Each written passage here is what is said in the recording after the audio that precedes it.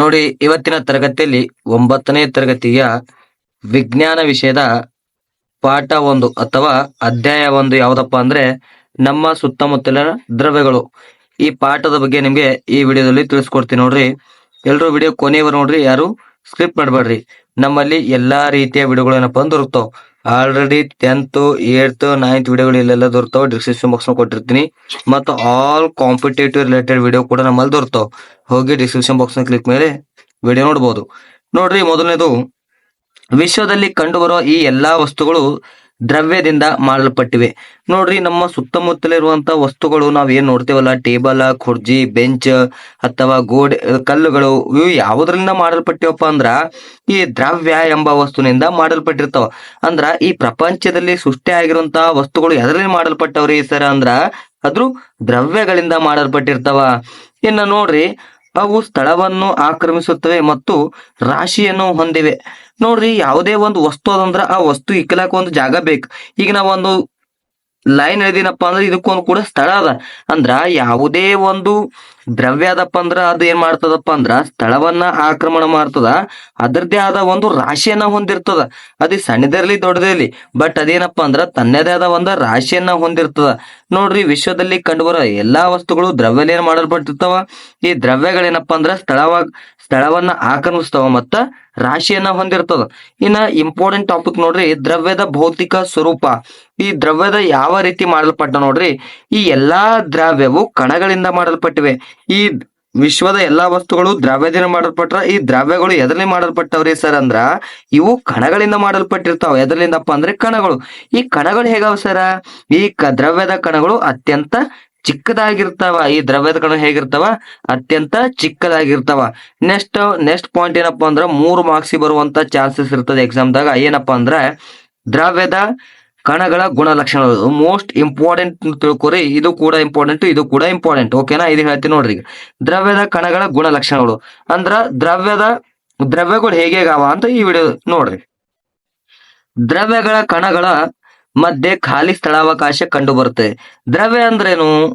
ಈಗ ಸಡಿಲವಾಗಿರ್ತಾವ. ಇಲ್ಲಿರುವಂತಹ ಕಣಗಳು ಹೇಗಿರ್ತಾವಪ್ಪ ಅಂದ್ರ ಸಡಿಲವಾಗಿರ್ತಾವ. ಅದಕ್ಕಾಗಿ ಏನಪ್ಪಾ ಅಂದ್ರ ಮಧ್ಯದಲ್ಲಿ ಸ್ಥಳಾವಕಾಶ ಕಂಡು ಬರ್ತದೆ. ಇಲ್ಲಿ ದ್ರವ್ಯದ ಕಣಗಳಲ್ಲಿ ಮಧ್ಯೆ ಏನಪ್ಪಾ ಅಂದ್ರ ಖಾಲಿ ಸ್ಥಳಾವಕಾಶ ಕಂಡು ಬರ್ತದ. ಇದರಿಂದ ಏನಪ್ಪಾ ಅಂದ್ರ ದ್ರವ್ಯದ ಕಣಗಳು ನಿರಂತರವಾಗಿ ಚಲಿಸುತ್ತವೆ. ಇದ್ರೇನಪ್ಪಾ ಅಂದ್ರ ಕಣಗಳು ಸಡಿಲವಾಗಿದ್ದಾವ. ಫಾರ್ ಎಕ್ಸಾಂಪಲ್, ನೀವು ಉದಾಹರಣೆ ನೀರ್ ತೋರಿ. ಈ ನೀರನ್ನ ಚೆಲ್ರಿ, ಚೆಲ್ಲಂಗ್ ನೀರ್ ಅಲ್ಲೇ ಇರ್ತವೇನು?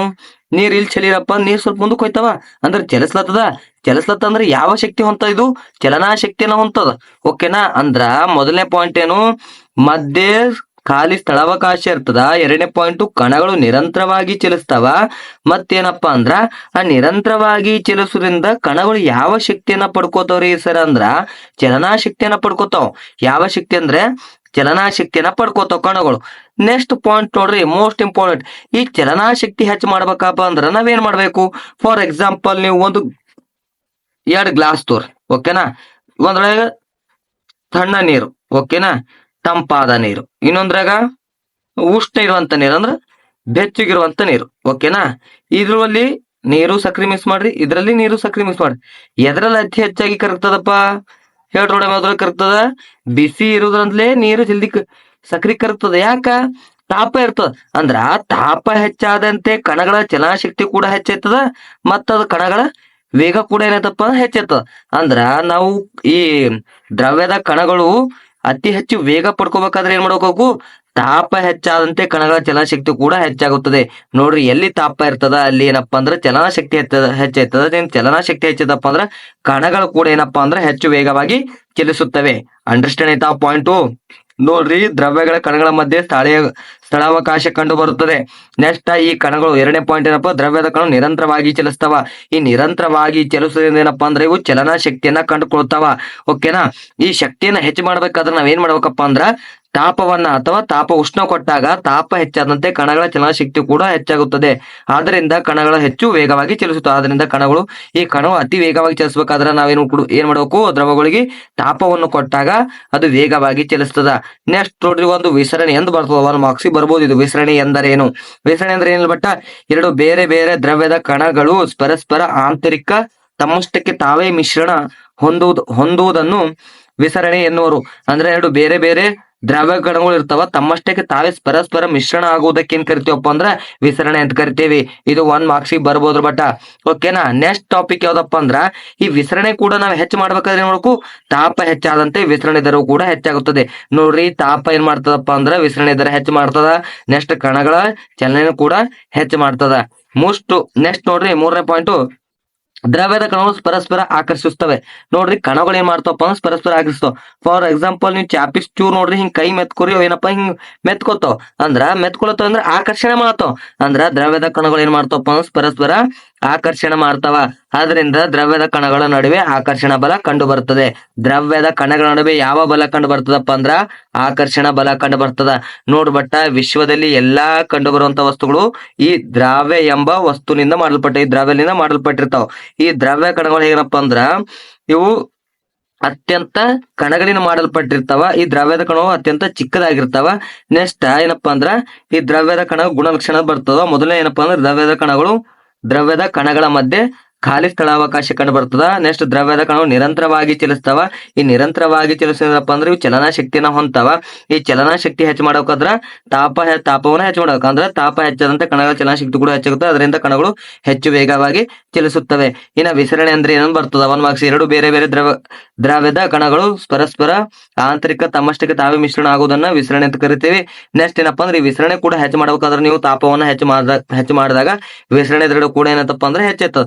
ಇನ್ನು 3ನೇದು, ದ್ರವ್ಯದ ಕಣಗಳು ಪರಸ್ಪರ ಆಕರ್ಷಿಸ್ತವೆ.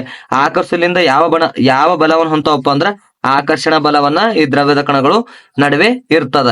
ಇದೇನಪ್ಪಾ ಅಂದ್ರ ಇದ್ರ ಗುಣಲಕ್ಷಣ ಆಗಿತ್ತು. ನೆಕ್ಸ್ಟ್ ನೋಡ್ರಿ, ಇಂಪಾರ್ಟೆಂಟ್ ಅಂದ್ರ ಎಲ್ಲರದ ಆಕರ್ಷಣ ಬಲ ಸೇಮ್ ಇರ್ತಾನು, ಬೇರೆ ಬೇರೆ ಆಗಿರ್ತದೆ. ಕೆಲವೊಂದು ವಸ್ತು ಕಡಿಮೆ ಇರ್ತದೆ, ಕೆಲವೊಂದು ಹೆಚ್ಚಿರ್ತದೆ.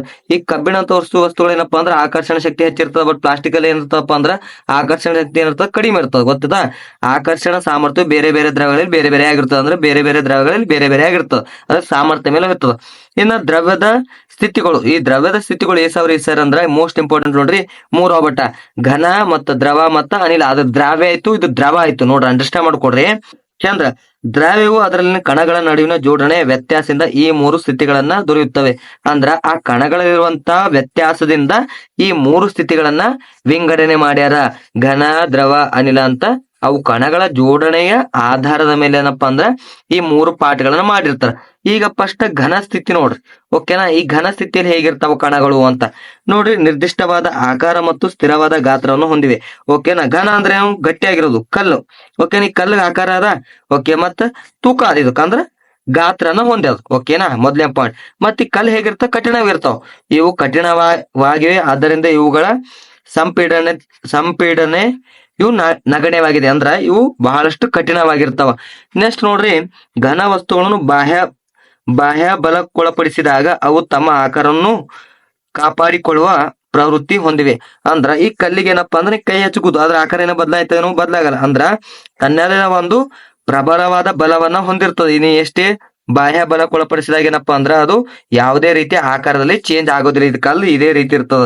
ಏನಪ್ಪಾ ಜಾಸ್ತಿ ಇದಕ್ಕಿಂತ ಬಲ ಉಪಯೋಗ ಮಾಡಿದ ಮಾತ್ರ ಅದು ಹೊಡಿತದ. ಇಲ್ದ್ರ ಏನಪ್ಪಾ ಅಂದ್ರ ಅದೇ ರೀತಿಯಲ್ಲಿ ಇರ್ತದ. ಓಕೆನಾ.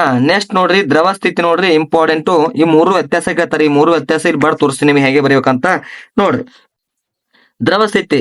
ಈ ದ್ರವ ಸ್ಥಿತಿ ಏನಪ್ಪಾ ಅಂದ್ರ ದ್ರವ್ಯಗಳಿಗೆ ನಿರ್ದಿಷ್ಟ ಆಕಾರ ಇಲ್ಲ. ನೋಡ್ರಿ, ದ್ರವ್ಯ ಅಂದ್ರೆ ನೀರು. ಈ ನೀರು, ಎಣ್ಣೆ ಎಲ್ಲ ಅವಕ್ಕೆ ನಿರ್ದಿಷ್ಟ ಆಕಾರ ಅದ. ನೀ ಕೊಡದಾಗ ಹಾಕರ ಕೊಡ ಆಕಾರ ತೋತದ, ಬಾಟಲ್ದ ಹಾಕರ ಬಾಟಲ್ ಆಕಾರ ತೋತದ, ಕ್ಯಾರಿಮೇಡ್ ಹಾಕರ ಕ್ಯಾರಿಮೇಡ್ ಆಕಾರ ತೋತದ. ಬಟ್ ಇದಕ್ಕೆ ಏನದ? ನಿರ್ದಿಷ್ಟ ಗಾತ್ರ ಅದ. ನೀವು ನೀರ್ನ ಲೀಟರ್ ಅಳಿತಿರಲ್ಲ ಅಂದ್ರೆ ನಿರ್ದಿಷ್ಟ ಗಾತ್ರ ಅದ. ಬಟ್ ನೆಕ್ಸ್ಟ್ ಅವುಗಳನ್ನ ಸಂಗ್ರಹದಲ್ಲಿ ತುಂಬಿದಾಗ ಸಂಗ್ರಹದ ಆಕಾರ ಪಡ್ಕೊಳ್ತೇವೆ. ಈಗ ನೀ ಬಾಟಲ್ ಹಾಕರ ಬಾಟಲ್ ಆಕಾರ ಪಡ್ಕೊತಾವ, ಕೊಡದ ಹಾಕರ್ ಕೊಡದ ಆಕಾರ ಪಡ್ತಾವ, ಚೀಲ ಹಾಕರ ಚೀಲದ ಆಕಾರ ಪಡ್ಕೊಡ್ತಾವ. ಅಂದ್ರ ನೀವು ದ್ರವವನ್ನ ಯಾವ ಸಂಗ್ರಹದಲ್ಲಿ ಹಾಕ್ತಿವಿ ಅದ್ರ ಆಕಾರವನ್ನ ಪಡ್ಕೊತಾವ. ಇವೇನು ದ್ರವ್ಯಗಳು ಹರಿಯುತ್ತವೆ ಮತ್ತು ಆಕಾರವನ್ನು ಬದಲಾಯಿಸುತ್ತವೆ. ಅದರಿಂದ ಅವು ಕಠಿಣವಾಗಿರುವುದಿಲ್ಲ. ನೋಡ್ರಿ, ಈಗ ನೀರು ಚಂದ್ರ ಹರಿತಾವ. ಓಕೆ, ಮತ್ ನೀವ್ ಎದ್ರೊಳಗೆ ತುಂಬ್ತಿರ ಅದೇ ಆಕಾರ ಬದಲಾಯಿಸ್ಕೊತಾವ. ಕೊಡದಾಗಿದ್ರ ಕೊಡ, ಈ ಕೊಡ್ಲಿಂದ ತೆಮ್ಗೆ ಆಕಾರ ಪಡ್ಕೊತಾವ. ಅಂದ್ರ ಇವು ದ್ರವಗಳು ಹರಿತಾ ಇರ್ತಾವ ಮತ್ತ ಅವು ಆಕಾರವನ್ನು ಬದಲಾಯಿಸ್ತಾವ. ಆದ್ರಿಂದ ಏನಪ್ಪಾ ಅಂದ್ರೆ ಇವು ಕಠಿಣವಾಗಿರ್ತವೆ. ಇವೇನು ಕಠಿಣವಾಗಿರ್ತಾವ? ನೀರ್ ಹಿಂಗ್ ಹೊಡೆದ್ರು ಹೋಯ್ತಾವ. ಅಂದ್ರೆ ಇವು ಅತಿ ಹೆಚ್ಚು ಕಠಿಣವಾಗಿರುವುದಿಲ್ಲ. ನೆಕ್ಸ್ಟ್, ದ್ರವ್ಯಗಳ ವಿಸರಣಾ ದರವು ಘನಗಳಿಗಿಂತ ಹೆಚ್ಚು. ಈಗ ಈ ದ್ರವಗಳು ಏನಪ್ಪಾ ಅಂದ್ರ ಈ ಘನಗಳಿಂತ ವಿಸರಣ ದರ ಏನಂತಪ್ಪ ಅಂದ್ರ ಹೆಚ್ಚಾಗಿರ್ತವೆ. ಇದು ದ್ರವ ಸ್ಥಿತಿ ಆಯ್ತು. ನೆಕ್ಸ್ಟ್ ಅನಿಲ ಸ್ಥಿತಿ ನೋಡ್ರಿ. ಈಗ ಅನಿಲ ಸ್ಥಿತಿಯಲ್ಲಿ ಏನಪ್ಪಾ ಅಂದ್ರ ಅನಿಲ ವಸ್ತುಗಳು ದ್ರವ ಮತ್ತು ಘನಗಳಿಂತ ಹೆಚ್ಚು ಸಂಕೋಚನೆಯನ್ನು ಹೊಂದಿರ್ತಾವ. ಅಂದ್ರೆ ಇಲ್ಲಿ ಕಣಗಳು ಹೇಗಿರ್ತಾವಪ್ಪ ಅಂದ್ರ ಈ ದ್ರವ ಮತ್ತು ಘನಕ್ಕಿಂತ ಸ್ವತಂತ್ರವಾಗಿ ಕಣಗಳು ಇರ್ತಾವ, ಸಡಿಲವಾಗಿರ್ದಿಲ್ಲ, ಪೂರಾ ಸ್ವತಂತ್ರವಾಗಿರ್ತಾವ. ನೆಕ್ಸ್ಟ್ ಅನಿಲಗಳಲ್ಲಿ ಕಣಗಳು ಹೆಚ್ಚಿನ ವೇಗ ಹೊಂದಿರ್ತವೆ ಮತ್ತು ಕಣಗಳ ನಡುವೆ ಹೆಚ್ಚಿನ ಅವಕಾಶ ಕಂಡು ಬರ್ತದೆ. ಅಂದ್ರೆ ಇವು ಸ್ವತಂತ್ರವಾಗಿರ್ತಾವಪ್ಪ ಅಂದ್ರೆ ಗಾಳಿ ಬಿಟ್ಟು ಎಕಡೆ ಹೋಗ್ಬೋದು, ಮತ್ತ ಸ್ಥಳಾವಕಾಶ ಜಾಸ್ತಿ ಇರ್ತದ, ಮತ್ತ ಈ ಕಣಗಳು ಏನಪ್ಪಾ ಅತಿ ವೇಗವಾಗಿ ಚಲಿಸ್ತಾವ ಕಂಪೇರ್ ಟು ಘನ ಮತ್ತು ದ್ರವ. ಘನ ಮತ್ತು ದ್ರವ ವಸ್ತುಗಳು ವಿಸರಣ ದರದೊಂದಿಗೆ ಹೋಲಿಸಿದಾಗ ಅನಿಲಗಳ ವಿಸರಣ ದರ ಹೆಚ್ಚು. ನೋಡ್ರಿ, ಈ ಘನಕ್ಕಿನ ವಿಸರಣ ದರ ದ್ರವದ ಹೆಚ್ಚು, ಈ ದ್ರವಕ್ಕಿನ ವಿಸರಣ ದರ ಯಾವ್ದು ಹೆಚ್ಚು? ಅನಿಲದ ಹೆಚ್ಚು. ಗೊತ್ತಾಯ್ತಾ? ಅತಿ ಹೆಚ್ಚು ವಿಸರಣ ದರ ಹೊಂದಿರುವಂತಹ ಸ್ಥಿತಿ ಯಾವ್ದಪ್ಪ ಅಂದ್ರ ಅದು ಅನಿಲ ಸ್ಥಿತಿ ಆಗಿರ್ತದ. ನೆಕ್ಸ್ಟ್ ನೋಡ್ರಿ, ಅನಿಲದ ಕಣಗಳು ಸಂಗ್ರಾಹಕದ ಗೋಡೆಯ ಮೇಲೆ ಒತ್ತಡ ಉಂಟು ಮಾಡುತ್ತವೆ. ಅಂದ್ರ ಈಗ ಯಾವುದೇ ಒಂದು ನೀ ಬಲೂನ್ನಾಗ ಖಾಲಿ ಹೋಗಿದಪ್ಪ ಅಂದ್ರ ಅದು ಆ ಗೋಡೆ ಮೇಲೆ ಏನಪ್ಪಾ ಅಂತ ಒತ್ತಡವನ್ನ ಉಂಟು ಮಾಡ್ತದ. ಗೊತ್ತಾಯ್ತಾ? ಅನಿಲಗಳು ಅತಿ ಹೆಚ್ಚು ಒತ್ತಡವನ್ನ ಉಂಟು ಮಾಡ್ತಾವ. ನೋಡ್ರಿ, ಎಕ್ಸಾಮ್ ನೀವು 3 ಮಾರ್ಕ್ಸಿಗೆ ಕೇಳ್ತಾರೆ. ಏನ್ ಕೇಳ್ತದ? ಈ ಘನ ಮತ್ತ ದ್ರವ ಮತ್ತ ಅನಿಲ ವ್ಯತ್ಯಾಸ ಬರೀ ಅಂತ ಬರ್ತದ. ಈ ವ್ಯತ್ಯಾಸದ ನೋಡ್ರ ಇಲ್ಲಿ ಬರ್ದು ತೋರಿಸ್ತೀನಿ ನೋಡ್ರಿ ನಿಮ್ಗ, ಅವತ್ತು ಮಂದಿಗೆ ಚಂದ ನೋಡ್ರಿ. ಫಸ್ಟ್, ಈ ಘನ ಅಂದ್ರೆ ಏನು? ಇವು ಕಠಿಣ. ಓಕೆ, ಮೊದಲನೇ ಪಾಯಿಂಟ್ ಏನು? ಕಠಿಣ.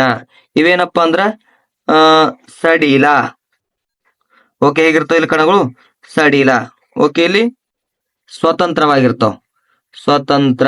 ಓಕೆನಾ? ಸ್ವತಂತ್ರವಾದ ಕಣಗಳು. ಓಕೆ, ಸ್ವತಂತ್ರವಾದ ಕಣ ಇರ್ತಾವ. ಇಲ್ಲಿ ಸಡಿಲ ಕಣಗಳು ಇರ್ತಾವ. ಓಕೆ, ಇಲ್ಲಿ ಏನಿರ್ತಾವ? ಕಠಿಣ ಕಣಗಳು ಇರ್ತಾವ. ಓಕೆನಾ? ನೆಕ್ಸ್ಟ್ ಪಾಯಿಂಟ್ ಏನು? ಇವೇನಪ್ಪಾ ಅಂದ್ರ ಆಕಾರ ಹೊಂದಿವೆ. ಆಕಾರ ಇದೆ. ಓಕೆ, ಆಕಾರ ಇದೆ. ಇದಕ್ಕ ಆಕಾರ ಇಲ್ಲ. ಆಕಾರ ಇಲ್ಲ. ಇದು ಏನದ? ಇದು ಕೂಡ ಆಕಾರ ಇಲ್ಲ. ಇದು ಕೂಡ ಏನಿಲ್ಲ? ಆಕಾರ ಇಲ್ಲ. ಓಕೆ, ಇದಕ್ಕ ಗಾತ್ರ ಅದ. ಗಾತ್ರ ಅದ. ಅಂದ್ರ ರಾಶಿ ಹೊಂದಿದೆ. ಓಕೆ, ಯಾವುದು? ರಾಶಿ ಇದೆ. ಇದು ಕೂಡ ನಿರ್ದಿಷ್ಟ ಗಾತ್ರ ಮತ್ತ ರಾಶಿ ಇದೆ.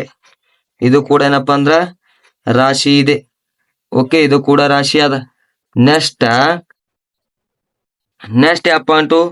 ನೋಡ್, 4ನೇ ಪಾಯಿಂಟ್ ನೋಡ್. ಮೊದಲನೇ ಕಠಿಣವಾಗಿರ್ತಾವ ಕಣಗಳು, ಸಡಿಲವಾಗಿರ್ತವೆ, ಸ್ವತಂತ್ರವಾಗಿರ್ತಾವ. ಇದು ಆಕಾರ ಹೊಂದದ, ಇದು ಆಕಾರ ಇಲ್ಲ. ಇದೇನಪ್ಪಾ ಅಂದ್ರ ಇದು ಕೂಡ ಆಕಾರ ಇಲ್ಲ. ಓಕೆ, ನೀವು ಯಾವ್ದ್ರ ತುಂಬತೆ ಅದಾಯ್ತದ. ನೆಕ್ಸ್ಟ್ ರಾಶಿ ಇದೆ. ಇದು ಕೂಡ ರಾಶಿ ಅದ. ಅಂದ್ರ ಇವುಗಳನ್ನ ವಜ್ಜಿ ನೀವು ಕಾಟ ಮಾಡ್ಬೋದಲ್ಲ, ಇಷ್ಟಿಷ್ಟ ಅಂತ. ಓಕೆನಾ? ನೆಕ್ಸ್ಟ್ ಏನಪ್ಪಾ ಅಂದ್ರ ಇದೇನಪ್ಪಾ ಅಂದ್ರ ಇವ್ 3 ಪಾಯಿಂಟ್ ಆಯ್ತು. ಇನ್ನೊಂದು ಮೋಸ್ಟ್ ಇಂಪಾರ್ಟೆಂಟ್ ಪಾಯಿಂಟ್ ನೋಡ್ರಿ, ಇದು ವಿಸರಣ ದರ ಕಡಿಮೆ. ವಿಸರಣ ದರ ಕಡಿಮೆ. ಇದು ವಿಸರಣ ದರ ಘನಕ್ಕಿಂತ ಹೆಚ್ಚು. ಇದು ಘನಕ್ಕಿಂತ ಹೆಚ್ಚು. ಇದು ವಿಸರಣ ದರ ಹೆಚ್ಚು. ಇದೇನಪ್ಪ ಅಂದ್ರ ವಿಸರಣ ದರ ಹೆಚ್ಚು. ಏನಪ್ಪ ಅಂದ್ರ ವಿಸರಣ ದರ ಹೆಚ್ಚು. ಓಕೆನಾ? ಇದು ಘನ ಮತ್ತ ದ್ರವ ಮತ್ತ ಅನಿಲದ ವ್ಯತ್ಯಾಸ ಆಗಿತ್ತು ನೋಡ್ರಿ.